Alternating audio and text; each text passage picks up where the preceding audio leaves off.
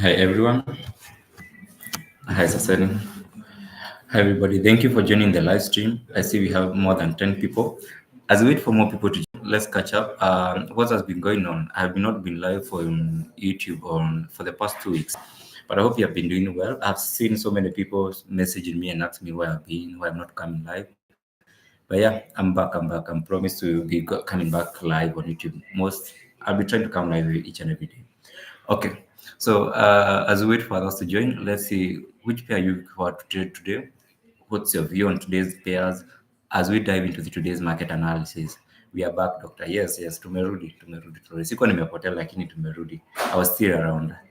Nilikuwa naona watu wakiniuliza but I was still around. Ni venye sikuwa naingia online. Aibosi, poa sana. Those on TikTok, I'll have to end this live stream because TikTok I allow me to find analysis. So I'll end this live stream. Just go directly to my YouTube channel. And then as we wait for more people to join, comment down below. Hata salimiana. I see only like 7 comments and we have more than 15 people around. Salimiana. Kwa nikiingia live for a while, nipo salimia watu hapa. Okay. So I have to end this live stream on YouTube and then tunaweza patana pale kwa nini.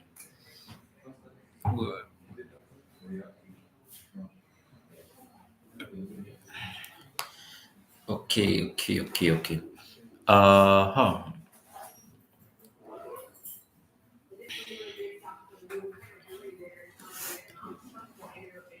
Let's check Euro JPY. Uko na echo. Niko na echo. Let's check Euro JPY. Guys, kuna echo. Aha.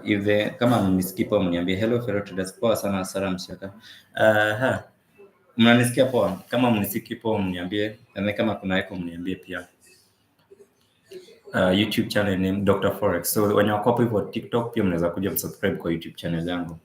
Yeah, there is echo. Where echo inatoka wapi? Sijaweka nini? Sijaweka earphones. Bado kuna echo bado?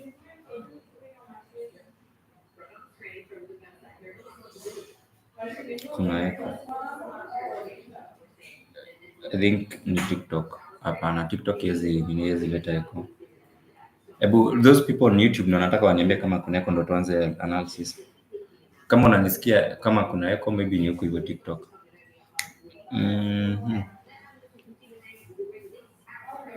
Mr. Dennis anasema iko sawa, Duncan anasema iko sawa.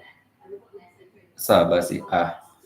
Nikumaanisha iko sawa. You are good. Okay, most of the people they are saying iko sawa. Basi iko maybe it's not. Kama ni one person, the rest of the people asema iko sawa, iko sawa.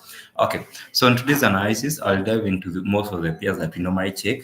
We normally check this watch list kwa hapa hivi. Whether kama pair yako iko hapa, you can recommend for us ama we request for us tunaweza iongeza, then we can also analyze it. So starting on Euro CHF, this is my view on Euro CHF.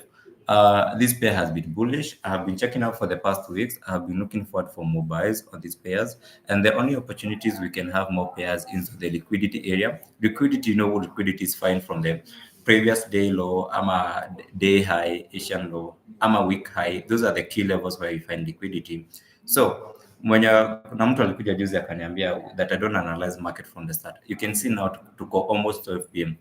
Nikianza kukuelezea nikwambie liquidity ni nini, ndo tuanze kukuelezea ikuonyesha ni liquidity. I'll just go directly nikwambie this is liquidity and this is why we are going to expect the market. If you need full analysis, uelewe what is liquidity, then you need to learn.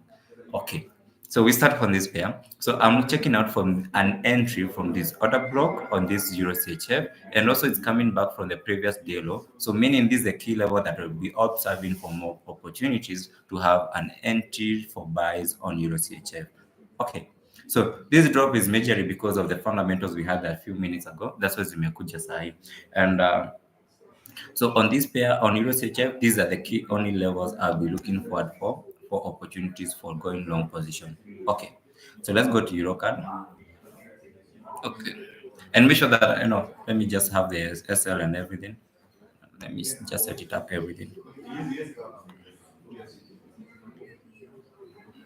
I'll be expecting to go for a long position from this area with a very tight stop loss. I don't think for a stop loss less than 10 pips. So meaning the risk equal chin is chin sana, and I'll be targeting the TP from the high. Okay. So wait for confirmation market ikiguza at these particular levels of liquidity areas. Okay, as Eurocard, same case on Eurocard. Eurocard, these are the only opportunities I'm looking forward for, these areas. And this is the previous day low I'm appearing in. Let me the daily. Yeah. These are also the levels I'm looking forward to. No, wait. On Eurocard, we have an order block on daily time frame. Eurocard, we have, you see this order block on daily time frame. So these are red flag for me to continue going long position on it because the market has already come back again to the order block of the daily time frame. Charts are not clear, doctor. Aye. Guys, when you're on YouTube, charts is clear. I see mtu anasema charts are not clear. Let me see on the comment. And those on YouTube, TikTok, I have to end this live stream and then to pattern on YouTube.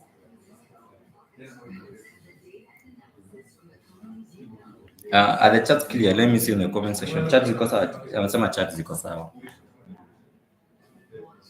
Okay, kama mtu mmoja ameconfirm ziko sawa ni kumaanisha charts ziko sawa. Very clear. Okay, so to be honest, on today's morning, I was looking forward to have a continuation of buy opportunity on Eurocard.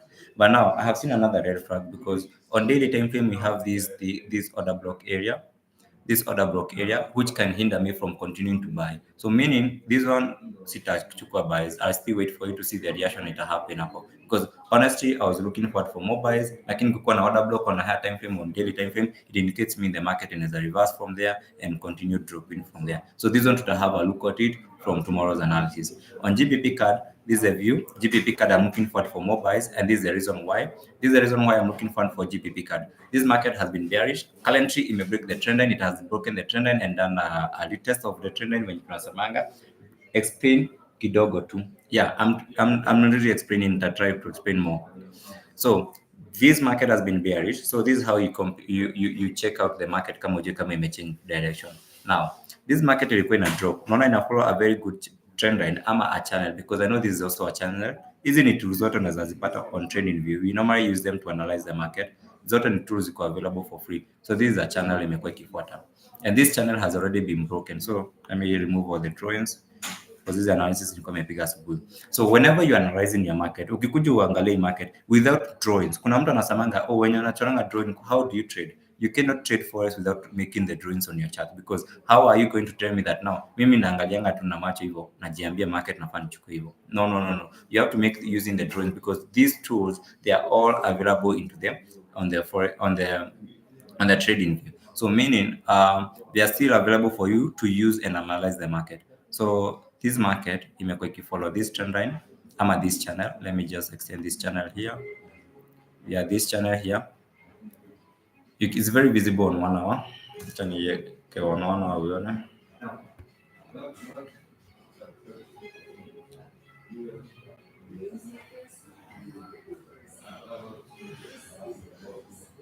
Okay, in 1 hour you can clearly see this market when you make follow very good channel. Currently, the market may break the channel and then imefanya pia retest. Coming back to this on 30 minutes, let's go to 1 hour. That's the channel iko hapo hivyo, indicating for us now the buyers are in control. So kama the buyers are in control, coming back to daily time frame, I'm targeting this market. Acha nitoe channel sasa. I'm targeting this market to come back again. So easy buys zenye ziko hapa sahi lazima zikuje all the way to this order block area ya daily time frame hapa. Lazima tukuje to tap that zone. So kama tuta tap that zone, so where are we going to position ourselves that we are going to have how are we going to have our entry? So meaning we are still looking for more buys on the way to this area. We narrow down again to the 1 hour. 1 hour currently, is there any zone? We have a breakout and a retest. This is the area zone we can only look for buy. And then when we narrow down this market to 30 minutes, there's an order block. This is the order block. So meaning this is the area that's giving us more confidence for us to have and buy all the way to this particular level. So meaning we are going to look for a long position here from this type of this order block. And I know everybody anajua, and then a stop loss below it and target a bit all the way here to the order block here daily time frame. That's the view on GBP card. I see someone on the explanation on I hope nime explain. GBP card will be on daily. Yes, nimeonyeshana hiyo will be on daily time frame, nimeionyeshana. So meaning these buys zenye zetu tuna tunazitarget all the way zikuja hadi kwa OB ya daily. Now entry yetu we are going to find it on this OB ya 30 minutes na pia 1 hour, whereby we have a breakout and a retest. So this is the only entry point ama the key levels we are going to look forward for an entry. I hope that one is very much explainable. Let's go to the next one, your AUD. This pia zinakwanga poa. So let me show you another explanation. Kuna mtu asiyei kuambia trend line they don't work. This is an example of a trend line where we normally say we have a breakout and a retest. This zero AUD imekuwa ikitrend on a channel which is a channel ilikuwa like a channel ya kushuka. But now the market will break the trend line, ikafanya retest, and you can see the way the market imemove all the way. So this market for me, kwanza market ikibreak trend line inakwanga imeconfirmia now there is a change of character na imechange direction. So you know these are over more than 183 pips. So it already depends ama differs on how you normally do your analysis. Currently, I don't have any view because I can't tell you chukua hapa because I can't be able to give you a stop loss area. Whenever you're doing analysis, make sure you have a stop loss area. So unless this market is really happy, the thing is market is bullish, but I don't have any entry point. Siwezi kupea any entry point because I don't have a proper stop loss. At all, stop loss si kitu ya kuguess useme now this is a stop loss, I'm going to put my stop loss here because nafaa nichukue tu buyers and then yake stop loss 5 itaguzwa tu. But anyway, Euro AUD we are still going up. GBP JPY. On this pair, I'm looking forward for shorts all the way to these particular levels. I'm looking forward for sells zishuke all the way to these levels. They should get all the way to these levels, to these levels of break of structures, and then this order block. And the reason why I'm looking for shorts on GBP JPY, coming back to JPY basket, you can clearly see imeacha as an order block. You normally see when a red candlestick is engulfed with a green candlestick. You know, when you talk about strategy is all a combination of a lot of things that you check. Like for me nikiona candlestick ya red ikibainiwa na green siwezi jaribu kuoppose because I know this is an order block imeacha na hii market lazima irudi huku hivi juu. So meaning kama this JPY basket we do correlation between JPY basket and GBP JPY, meaning I'm looking also for GBP JPY to sell all the way down. Okay, now the exact entry point was supposed to be here. This was the key level. Ilikuwa very strong zone yenye ilikuwa nimemark hapa hivi. Those are very key level for us. Kama umemiss, we are still looking for short position ikuje all the way. Another thing, let me show you on JPY basket. We have a trend line here. I think this trend line is very visible on 4 hours here hapa. You can clearly see this JPY basket. So meaning imerudi kwa trend na inataka nini to go long for buys. Meaning kama JPY basket inaenda long position, meaning GBP JPY itaenda nini short position for a very short position. So GBP JPY we're looking forward for sellers, JPY basket I'm looking forward for buys. And you know nikifanya analysis on GBP JPY, I have already concluded on Euro JPY. They do correlation, they have the same positive correlation. I'm looking forward for sell. Na nilikuwa nawaambia pia angalia kama hii JPY basket Euro JPY imeacha hii order block. Meaning market ikiacha order block naambia when a green candlestick imeacha hapo hivyo, I know sasa kuna mtu anasema oh I want to capture these buys from here. Whenever this candlestick imeacha hapa hivi, hii market lazima itakuja i-break ika structure na hapa chini irudi tena hapo hivyo, and then we continue going for short position. So you can have such a scenario. So wait for this market break na chini irudi all the way to this order block, and then you can have another re-entry on Euro JPY. I hope I'm explaining. Let me see on the comment section. Are you catching what I'm saying? Ama naenda haraka? Let me read the comment. Euro AUD pia kwa 4 hours ilikuwa breakout and retest. Chichi Krich iko sawa ya. Naona kila mtu anaendanisha venye anasema. So any comment, let me see kama tuko sawa. How am I explaining? Let me see, are we okay so we continue the analysis? We are getting it, doctor. Okay. So now nimwambia now you can wait for this market.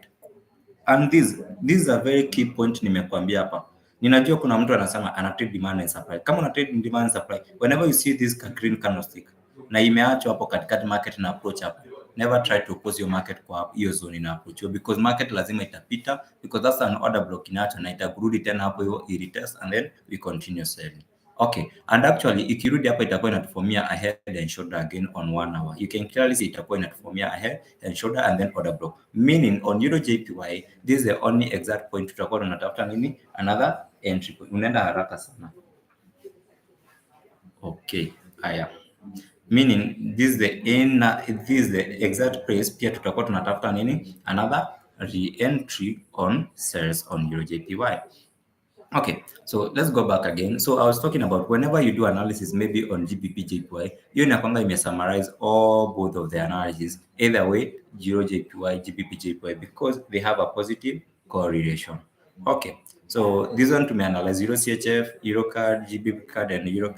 Our next pair is unless you have another pair you want me to check on JPY pairs, nikianalyze on GJ na Euro JPY. I mean, the rest of the pairs bado ziko the same way. So our next pair iko hapa hivi is NZD-CHF. I don't trade this NZD-CHF. We had these fundamentals za CHF, ndio maana na market kiruka hivyo. Hii pia si trading sana. I don't know venye iko. I don't really trade it sana. But if you want me to check it, I'll analyze it. Euro JPY. Thailand nimekuangalia Euro JPY ndio hii. Nimesema Euro JPY, I'm looking for short position, and this is the reason why I'm looking for short position. The market has already left an OB. My entry will be once the market breaks out this area. So mwenye anauza ni Taylor ameniza about Euro JPY. So this market will break out this area, and then we have another re-entry back to order block, and then I'm going to look forward for a short position. A short position itakuwa inakuja hivi, short position hapo with a stop loss hapa, acha nikuonyeshe stop loss just above hapo.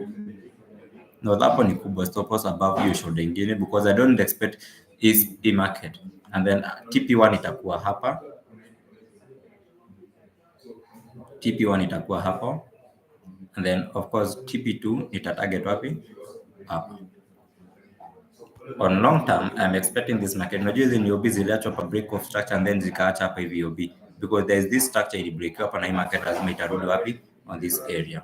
That's the view on Euro JPY. Okay. Kuna mtu ataniuliza on a strategy, how have I come up with a stop loss hapo hivyo mali nimeka na mbona sijaweka stop loss yangu hapa? Let me tell you, because according to the view of the market.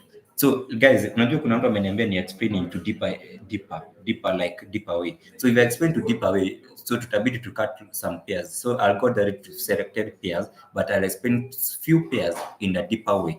Na hizi sasa ndio mtu anaambiwa kuja asome into classes, but now I'll explain it in a deeper way. So let's go to hapa hivi kwa stop loss. Bona nimesema I want to put my stop loss hapa and not hapa hivi juu, because let me tell you, this is the reason why. If this market come back again to this order block, I don't expect it to close or hold above the order block. That's the first reason mbona niko na stop loss way above order block kidogo, and then I don't expect ipite the shoulder nyingine kwa hii side nyingine, and then again if I don't expect irudi hapa juu. Kwa hivyo nikiweka ikirudi hapa juu, I'm expecting it iendelee kupanda. Ndio maana nasema nikirisk hapa hivi, it's a necessary risk for me to have a stop loss hapa, because ikirudi hapa juu it means inakuja kuendelea na kupanda, because ime outdo na hizi sales zetu zenye tulikuwa natafuta. Ndio maana nasema I don't have any hopes for having a stop loss above hii zone hapo, and I have a stop loss all the way hapo hivyo kwa shoulder hapo hivyo. That's why nina minimize. Tukiweza calculate risk to reward ratio, is it adding up? So we come here, we check our stop loss in how many pips. Our stop loss is around 23 pips again. So let me show you, even the entry is supposed to be exactly from the order block up here, and then stop loss up. A stop loss of 20 pips iko sawa, lakini usinyonge tona na stop loss iko at 10 pips ndo ukuwa ati yenyewe uko exact. Okay, a stop loss yetu iko 21 pips hapo hivyo, so meaning we are risking 21 pips and targeting how many pips on TP1. TP1 we're targeting on 59 pips, and TP2 we are targeting to 57 pips. I don't think unaweza fanya analysis ya more than 10 pairs na ukose pia moja itakuwa sawa, meaning hata stop loss yako ikiguza, your risk to reward ratio iko sawa. I think that one is more explanation, lakini nikienda in that scenario kila mtu anataka explain into deeper hivi, tutamaliza hizi analysis kesho. Okay, so USD JPY, SL and TPG Euro USD. Okay, so nimemaliza on Euro JPY, so I'm finalized. So let's go to other pairs. This is NZD-CHF. Nimesema NZD-CHF sina view yake, I don't trade this pair, so siwezi karibu. Kwani ilikuwa na breakout and retest ya trend line, mbona inaonyesha imekuwa na very good channel hapa. Okay. Ilikuwa ime breakout ikaretest hapa, ikashuka ikarudi tena hapa, create head and shoulder.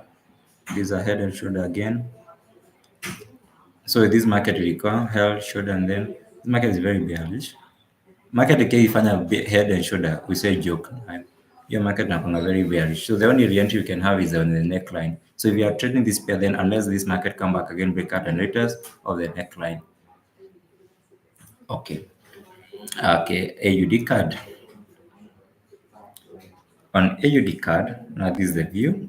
This pair I haven't been trading it also. Let me check it on higher time frame. This market is ranging on a daily time frame. Whenever a market is ranging on a daily time frame, you can have a clear direction of where the market is headed to. So whenever you do your analysis, whenever you are doing your analysis, and you find that the market is ranging, na ranging ya daily hata uone direction, because for us we are day traders. Na kama we are day traders, meaning we trade when your day market inaenda. So on daily time frame, unapata market in a range in such a way hivi. You don't have a clear direction market iko, it's either bullish or bearish, because you'll find that our analysis, kama ni analysis, lazima tuanze tujue the direction of the market, and then we can have an entry. So for this on daily time frame, the market is ranging, I don't have any buyers on it. Let's go to USDCHF. Okay, this is USDCHF. USDCHF, honestly, I was looking forward for sales. Not sales, yes, sales, because on the others are looking for buys. Okay, let's remove. Let's remove drawings. Is it sales or buys? Let's analyze the market from the scratch again, because the last time we analyzed the market ilikuwa kitambo. Okay, on weekly, coming back to weekly, you can clearly see the market iliacha hii weekly na ikacha hii week. So meaning market has a high possibility of coming kujaza hii week yote. Hii wiki zote zinakujanga kujaza hii week yote ya weekly. So tumemark liquidity yetu ya weekly. So tuanze tuweke 1x. Let's come back again to daily. So if you are looking for sales, I'm expecting these sales all the way to kuja drop hadi hapa. To kuja all the way to 4 hours. Coming back to 4 hours, do we have a re-entry? I can't see any order block. The only order block iko hapa hivi ni hii iko hapa. Meaning this is the only entry point for us we can have sell zone. This is the only sell zone tuko nayo wapi yetu ya hapa. Tukirudi kwa 1 hour, on 1 hour bado ni kamoja, hii siwezi call it kama order block. Tukirudi kwa 30 minutes, okay, so 30 minutes nimeona mahali kuna order block sasa yenye tunaweza have a re-entry, meaning on USDCHF this is where we can have a re-entry for sales. So meaning we are looking for sales. The buyers na imerudi bado kwa hiyo kakando sika yenye nilikuwa na avoid tu hapo kenye nilikuwa nakata. Okay, so tuichore vizuri. So meaning on USDCHF we are looking for sales from here and targeting the weekly liquidity ama the weekly low. So meaning I'm expecting sales again. Kama ni have sales, market can retrace all the way to here, and then I can target all the way TP hapo. Meaning our entry point itakuwa hivi, a short position with a stop loss just hapo. Let's go to 30 minutes source because order block yetu iko 30 minutes. Na kama hujui kuchukua entry using order block, we mention hapa tukuelezee tena. And I think today to explain about how to take an entry using order block. But then most of the time I explaining more about taking entries using order block. Are we together? Guys, kama tuko pamoja every time we are still together. Naona watu wako hapa lakini wamenyamaza. Wamenyamaza sana, wamenyamaza nikifanya analysis. And then my stop loss is just a few pips up. So that's the risk I'm going to take on USD CHF. Okay. How nime come up na hii is because nimekuja weekly, nimeonyesha weekly venye ilifunga na it has high possibility of kujaza week ya weekly, meaning we are looking forward for sales ndo tujaze tip yetu hadi all the way to weekly. Kama tuna target on weekly time frame, then tunarudi all the lower time frame tutafute entry. Entry yetu is either tupate market imerudi kwa trend line, either iko na pattern, either iko na order block, either a liquidity area. Na sasa hii yetu ya USDCHF tunatumia the strategy of being an entry using an order block. Order block yetu iko very visible on 30 minutes ndo hapa, and that's the entry. That's how nimekama up na this entry. Okay, so let me see on the hey, yes doctor, tuonyeshe entry ya OB. Nitaonyesha. Yes, we together we're looking forward to how to get an entry kwa OB. Okay, sawa. So guys, we are still together. That's on USDCHF. Nimesema nikifa explain market into deeper, I won't be able to do the analysis like pairs mingi. So just comment below kama uko na entry unataka mimi nikuangalilie. Okay. So hii ni kukua, unaweza acha pending order yako. So if you don't know how to put your pending orders, unaweza acha pending order yako ama uweke alarm hapo hivyo. NZD USD,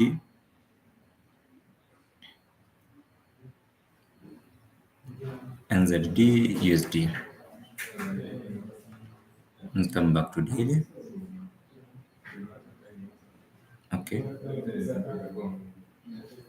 And I really don't trade. Hata NZD inanga pips. And not pip value iko chini na spread iko juu. Hii pia inanga pesa. Kuna siku nimechukua ikanilalisha, iko tu bado haisongi tu, imerange tu. This is a previous day low. Then come back to 4 hours.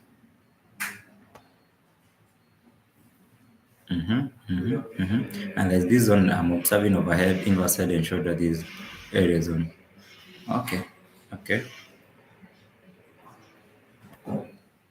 This market is giving me more of bullish, and this is the reason why. Clearly, structure is giving us a head and shoulders and giving me structures. So the closure of this 1 hour, current 1 hour, will give me a confirmation for us to go long or either to wait for shorts. So wait for the closure of this 1 hour yenye iko sahi to give us more confirmation. But now this is a reversal structure of a head and shoulder. So GBP CHF, Duncan, okay, I'm checking it out. USD card. This is USD card.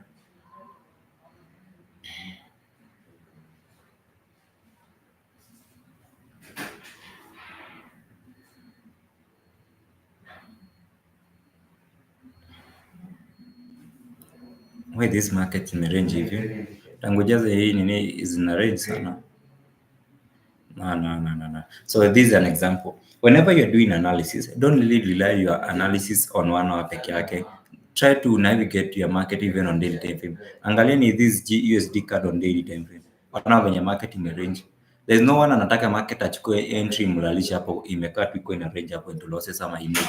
This on daily time frame. The market is ranging on how many days? 1, 2, 3, 4, 5, 6, 7, 8. For 8 days, market may range too. Meaning there's no any value for you to be able to risk or take an entry to be like, okay, the market will break out today. Nobody have an answer that the market will break out today. So for me, like market kama hii yenye ina range hivi, I do avoid it. I don't trade market in a range hivyo. Let's go to Euro USD. Okay, on Euro USD, these pairs, honestly, zilikuwa zime breakout structures. Let me show you the drawings. Move the drawings.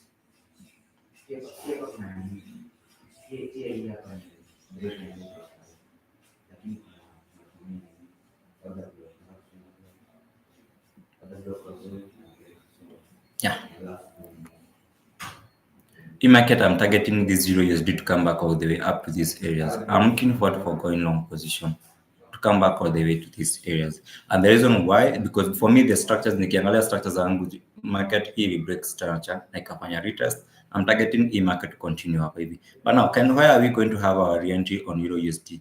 If you're looking forward for a re-entry on Euro USD, we can only look for a re-entry on these particular zones. Market ikitap that particular zone, that's when you can have another re-entry for going long position on it all the way hard you. Now leo kuna PPI, so be very careful because we have PPI news. So I'm looking forward also for the market to come back again all the way to these areas on Euro USD.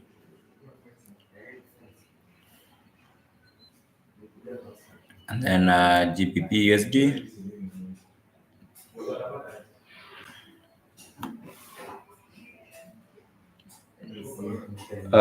USD CHF. Okay, let me go back. Kuna mtu ananiuliza about USD CHF. USD CHF ndio hii nime explain hapa.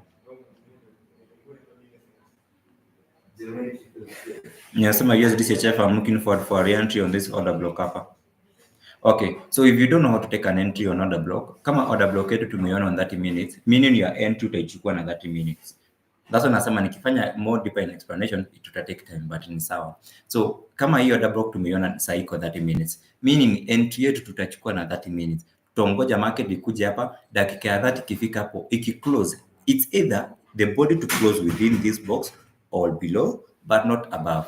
The only red flag is whether the body ikuje hivi, the body ya hapa hivi, ya this market ikuje hold above, maybe by 30 minutes close above it. That's a red flag for me to take that entry. But ikikuja ifungie kama hapo, it's a good entry. Either ifungie kama hapa chini, let me show you. ikuje ifungie hapa chini, whether the market come and close from the market closed below here or within this area zone, it's a good confirmation for me to take the order, because the confirmation for us is that the order block is respected. So the closure of that image, and one thing, you have to wait for the closure, because the confirmation is for the closure of the candlesticks. So that's when you have a full confirmation. I think now that one is much clearer. Okay, so we are on GBP USD. I was giving you my buyers on GU. So for me, my buyers on GU is going long, and then if I'm going long position, I have to look for an entry where I'm going to position myself. I can only position myself on this order block area, also on Euro USD. These are the only key zone I'll be looking for buys, because GU has the same thing, Euro USD has the same thing. So I'll be looking for those key zone for me to go for long position on those both pairs. On AUD USD,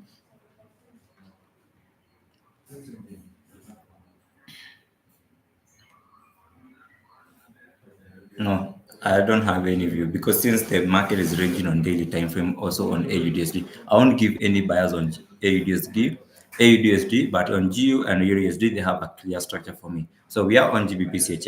So this was the pair that we took yesterday. This is on daily time frame. Okay, so this pair we took yesterday because of this order block. This market has been very bullish, and this market imeshukishwa because of news. So for me on GBP I'm still bullish. I've not changed my direction, and my direction was yesterday. I gave this pair. Let me show you. This was the pair I gave yesterday on my VIP. Okay, this premier, yeah. I gave buys on GPP by GPP CHF, and this was the reason why TP was 1.372. So we were looking forward to have a TP 1.372, but hatuoni kama TP ilikuzwa. TP yetu ilikuwa 1.3. Yeah, this was our TP 1.372. This area, the market iliguza TP. So now we are still looking forward for. I've not changed my buyers now, because yesterday I was buying. I can come to the next day and say now I'm looking forward for sale. So on buyers on GBP let's wait for the closure of this candlestick to go for us a confirmation whether to go long position. Still, I'm looking forward for this market, because this market has already been dropped again by fundamentals. And let me explain this. Fundamentals, they don't change the direction of the market. They only accelerate the market or delay the market. So meaning this fundamental, they can change the overall direction. They say now we are going long position because we have been bullish structure. The market has changed the direction to become now bearish. No, the market is still bullish for me, GBP. I'm still looking forward for more buys on it. And again, the market is on the previous day low. So let me show you.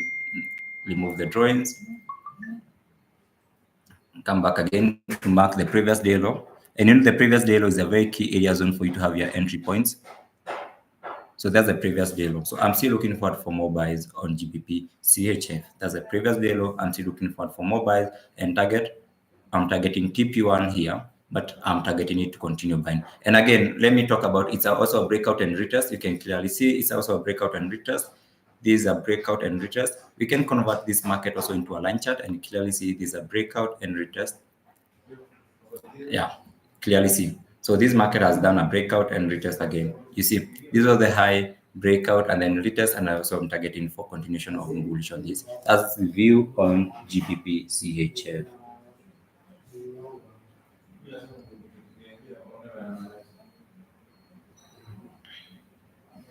Okay.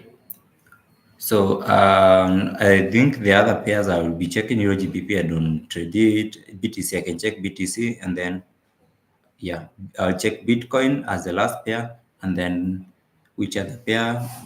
GBP AUD and Euro GBP. You can comment below which other pair you want me to check for you. Duncan, I think nimefind on GBP CHF. And then NZD card, no, is not. I don't trade this pair. I don't trade it. Actually, I have to delete it here. I don't know. And then we are on GBP AUD. On GBP AUD, I have been bullish because the market broke out the structure for us, even the trend line. Let me show you.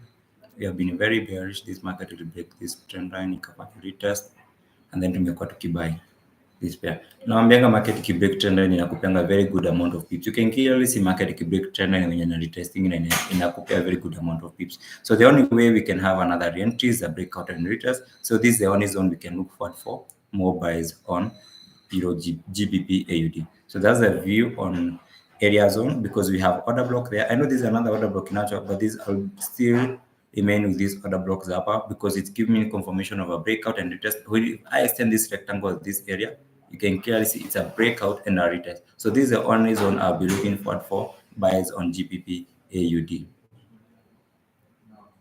And why is a target? Because tumeweka hiyo arrow hapo. Yes, I'll be targeting this is on 4 hours. Okay, so that's the view on GBP AUD. I'll be targeting TP on the high mali iko sahi. Yeah, it retrace all the way up, and then we have a to retrace all the way up, and TP1 should be here.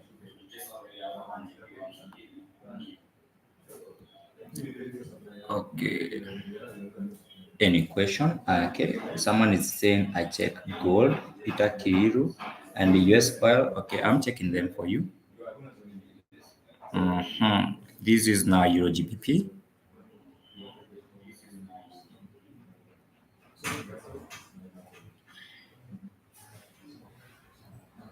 I hate also this pain. Nakwanga mbaya sana.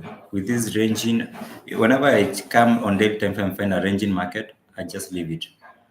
Whenever I find this ranging, you saw Euro GBP no view on gold.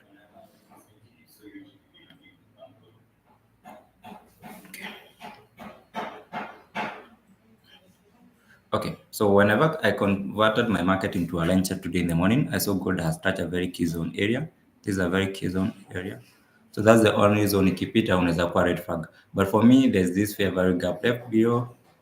I'm expecting these small sales on gold zishuke.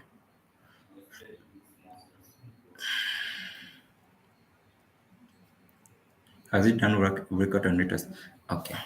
I'm expecting it to come back all the way to these zones.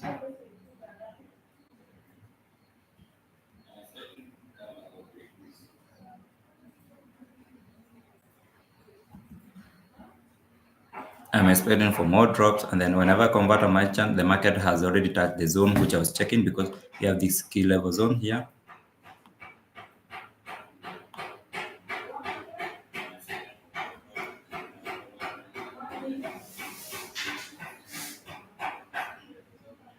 Convert market to candlestick. The market has already started reacting from the zone which I was looking forward to. Let's back to the 15. Is there another block?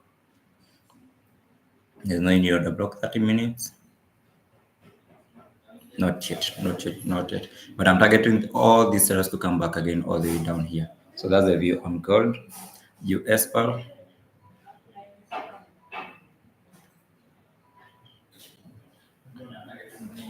Wow, wow, wow, wow, wow. This is US oil. We have a very big drop. This is on 4 hours. Wow, wow, wow, wow. And then we are very bearish on oil. Very bearish. You can see on daily time frame we have been very bearish. And normally I say never oppose the market on a daily time frame, the view the overall direction of this market.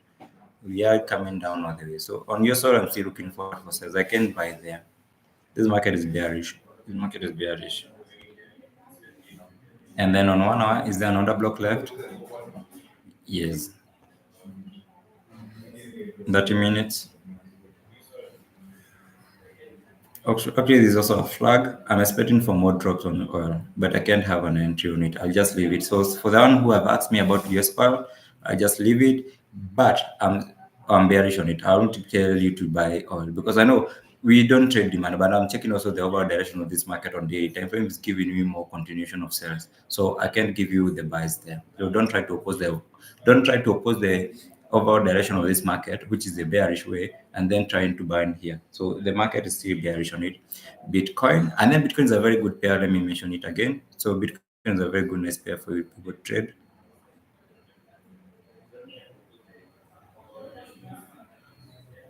Is on weekly, and then we can take it on the weekly time frame. So I'm expecting Bitcoin to drop again also all the way to fill the weekly zones. So this Bitcoin will drop all the way. So if you're looking for Bitcoin, don't try to buy there.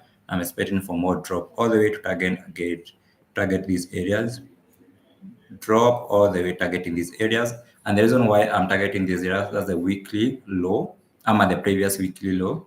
You can see that's the previous weekly low. So I'm targeting the market to come up and fill that gap. Okay. We are on, I think we have exhausted. USDCHF, not my pair. USDZAR. Okay, USDZAR. Yes, USDZAR. I think I had a view. I'm looking forward for buys on USDZAR, and this is the reason why this is a view on US result. Now it has already moved. By the time I did the analysis on the moment, so in the morning I had this entry here. Okay, but anyway, I'm looking forward for these buys. I was looking forward for these buys to continue with the entries, and I'm targeting this market to come back again all the way to the upper of this trend line on 1 hour. This is on USD. So I'm targeting this buys to continue all the way, target these areas. View on USD. But now this one I can recommend you because the reason I can recommend you is because why are you going to place your stop loss? Your stop loss is supposed to be here. You see the risk to reward ratio, they are not adding up. So if you're going long position, let's go. That's the risk and the reward ratio. You see, the risk reward ratio is 1:1, so it's not adding up for us to have a risk there. Yeah. Any question to that? I think we are done with our watch list, and then anybody who has any view, and then we can remind people to subscribe to into the meantime. Yes, people to subscribe to the YouTube channel. To subscribe to the YouTube channel. Let me see if people are subscribing. I'm not sure, but guys, make sure you subscribe and hit that like button. Okay, so now let's now analyze the market in such a way that now we have done this analysis, which pairs have given us a very good a high probability, because we have done a lot of pairs. Whenever you are doing analysis, we analyze all these pairs, but we don't treat all these pairs. We focus on the pairs that are giving us high insight or high probability. So let's comment below and see which pair is giving us high probability, and then yeah, let's see which pairs. We had more than 30 people live, so if you are here, make sure you are making a comment because you have been watching the live stream. Now it's your time to tell me which page so that it has a very good probability to have an entry. GJ looks promising. GJ, and then someone else.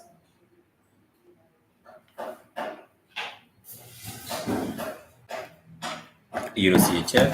So when someone mention it, we are going to check it out. Euro CHF. Yes, Euro CHF for me looks promising. Euro CHF. So we just wait for confirmation. Euro CHF, I'm okay with the buys. And then Euro USD. A setup. Mr. Dennis anasema A setup is Euro CHF and GJ, GBP, JPY. GBP, JPY. I'm looking forward for short positions all the way down here on sales, and then Euro JPY, Euro CHF. I think most of the people are mentioning Euro CHF, buys on GBP USD. Let me see GBP USD. I'm okay with GB Euro CHF. That one is one. Like, let me even actually take it a screenshot. Okay, the risk reward ratio here is okay. Download image, that one is okay. So the next pair is USDCHF. USDCHF is also a good setup for me because there's another block, and I normally okay, my laptop is switching off. Just a few minutes, and then I plug in my charger. Chris, charger yangu ya laptop iko wapi? Nimeiona ya.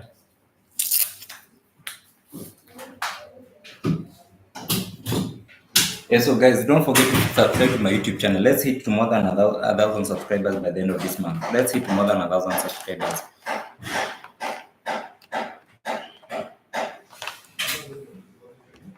And this market has not swept liquidity. You know, sweeping liquidity is market clearly in the previous day low kidogo and then erode. I want it to sweep liquidity to confirm for me for Euro CHF.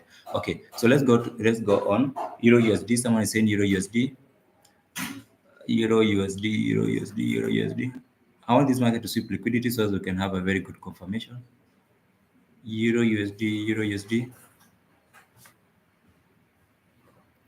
Yes, Euro USD iko sawa, GU iko sawa, hizo niko na. I'm very okay with those buys from these areas. And then Euro USD, those are very good setups. Let me just put the long position and the tools.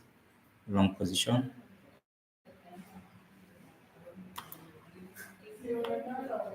TP1 there. And of course, the stop loss will be there. That's the risk reward I'm taking on the.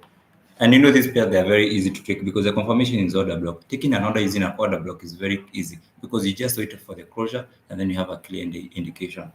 Okay, so that's Euro USD. Long position. I'm not short position. I'm going long position here. Stop loss there and then targeting here.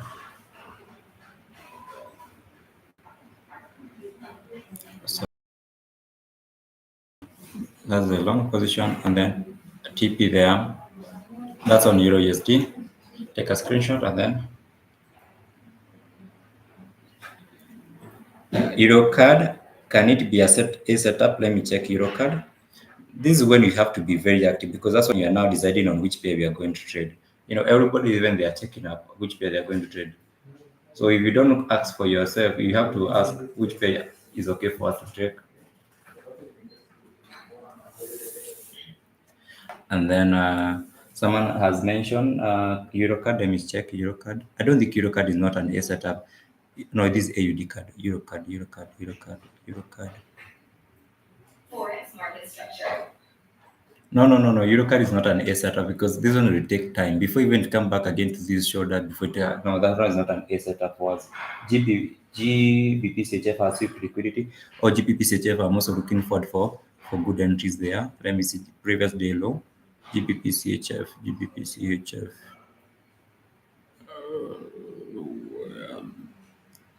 And guys, don't forget to subscribe to my YouTube channel. Those live on my YouTube, I see more than 30 people there.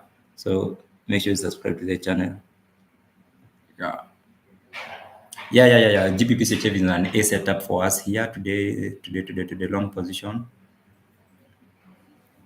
Hizi entries ziko poa because even stop loss and risk to reward ratio iko sawa sana because you are risking very minimal. I don't think we are kuna pia tuna risk more than 20 pips hapo hivyo. Because if you own GBP also. Another one ni gani nyingine? Euro JPY. Ile kuna entries mingi. Euro JPY.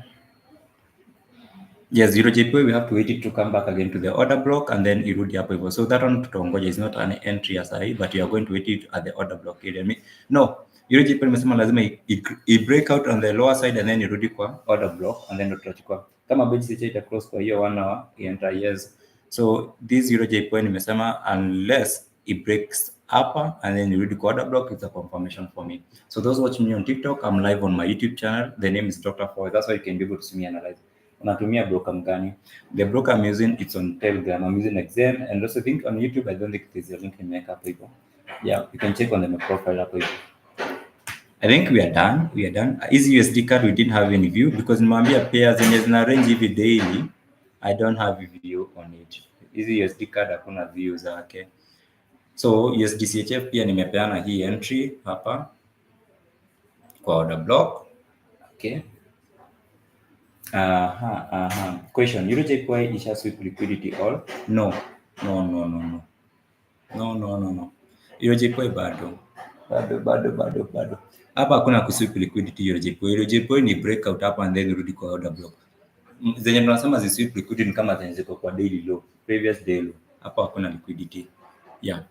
I think now we are winding up the analysis. So we have those pairs. So if you need more insight, we have a premium Telegram group, which is a VIP. You can subscribe to it.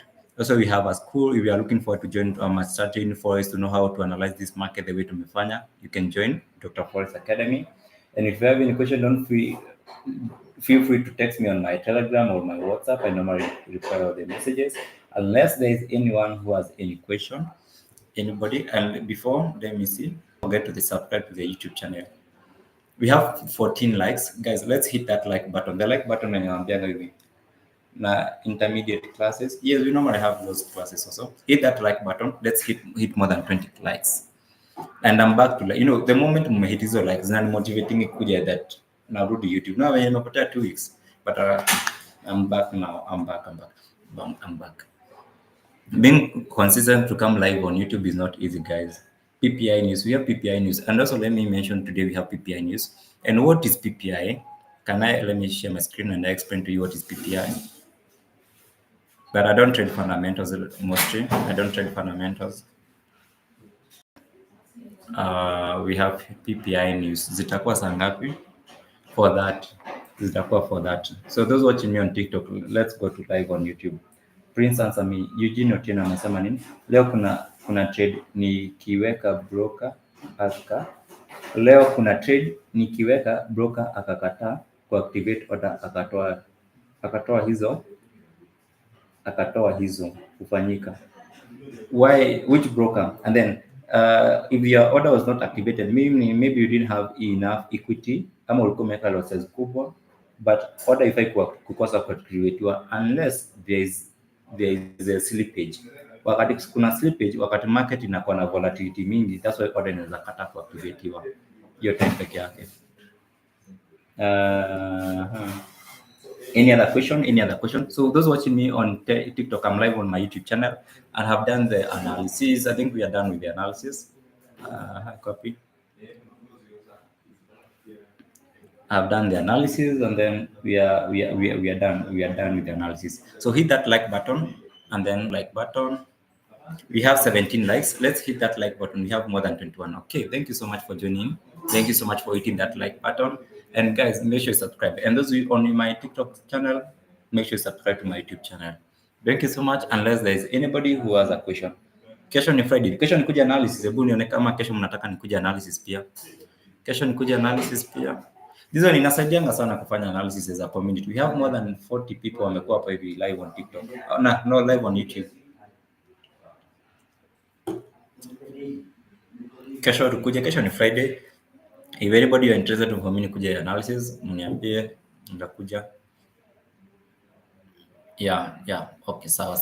So I wish you a very good day. I wish you a very profitable day. So chagua hizo pesa zote tumeanalyze. I think tumekuwa na more than 5-6 setup. Lakini usichukue setup zote because leo tumepata setup kama sita uanze kuwekelea GBP CHF, Euro CAD, Euro CHF, USD CHF, GBP JPY na Euro JPY ziweke zote. Tafuta tu moja, uchukue pea moja peke yake. Moja ama mbili, si ndio? Si uchukue pea zote sita uanze kuzifinyilia kwa account yako sema leo ndo ile siku tunalima. No, it doesn't work like that. Okay, sawa. Then we can wind up the lesson. Come, we check for what we have analyzed today. Ni sawa. We are going to do a double check of what we have analyzed today on tomorrow's analysis on YouTube again. Thank you so much. Mtu ananiuliza London session huanza saa ngapi? Sasa London inafunguka 11. The reason why because of eclipse. Unajua eclipse tulisoma high school. So eclipse inasongesha hiyo 1 hour, lakini London inafungukanga 10 am Kenyan time, lakini sasa inafunguka 11. The same case New York sasa inafunguka 4 pm, lakini in the other time inafungukanga 3 pm. Okay, sawa. Bye and thank you so much for joining my live stream. Bye.